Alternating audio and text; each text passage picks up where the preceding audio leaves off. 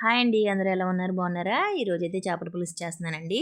దీనికోసమైతే ముందుగా ఒక గుప్పెడు వెల్లుల్లిపాయలు, కొంచెం జీలకర్ర, ధనియాలు, యాలక్కాయలు, కొంచెం లవంగ మొగ్గలు 2, ఒక ఉల్లిపాయ చిలుకలా కట్ చేసుకొని మిక్సీ పట్టేసుకొని పక్కన పెట్టేసుకోవాలి. ఒక ప్యాన్లో 3 స్పూన్స్ ఆయిల్ వేసుకొని 6 పచ్చిమిరపకాయలు, ఒక ఉల్లిపాయ చిలుకలా కట్ చేసుకొని ఇలా వేసుకోవాలండి. కొన్ని మెంతులు వేసుకొని బాగా బ్రౌనిష్ కలర్ వచ్చేంత వరకు బాగా ఫ్రై చేసుకోవాలి.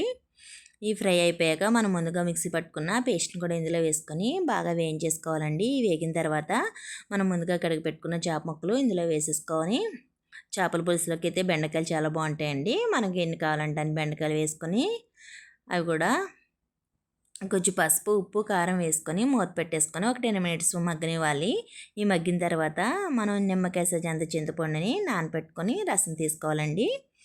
ఈ రసాన్ని ఇది ఒకసారి కుదిపేసుకొని చింతపండు రసం ఇందులో వేసేసుకొని మళ్ళీ మూత పెట్టేసుకొని ఒక 15 మినిట్స్ చిన్న మంట మీద పెట్టుకొని ఉడికితే చాలా టేస్టీగా బాగుంటుంది. అంగో లాస్ట్లో అయితే ఇంత చిన్న బెల్లం ముక్క వేసుకొని కొత్తిమీర వేసుకుంటే చేపల పులుసు అయితే రెడీ అయిపోతుందండి. ఈ వీడియో నచ్చితే లైక్ చేయండి. కొత్తగా మన ఛానల్ చూసేవాళ్ళు సబ్స్క్రైబ్ చేసుకోండి. Bye friends.